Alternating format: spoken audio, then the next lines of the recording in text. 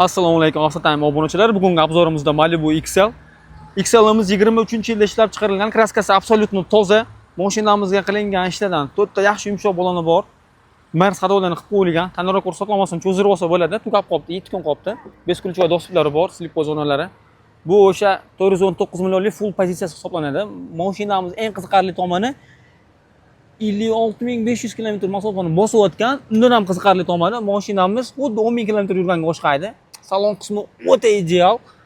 Orqasiga odam o'tirish esidan chiqib qolgan. Adashmasam orqa o'rindiq borligi egasini esida yo'q, odam o'tkazmaganlar ham shekilli. Sedanlarni ko'rishingiz mumkin. Ideal bo'lib turibdi. Salon qismi polностью laminatsiya qilingan, yaxshi kovriqlar solib qo'yilgan. Mashinada qirilgan, chizilgan, ko'ngil xira qiladigan joy yo'q.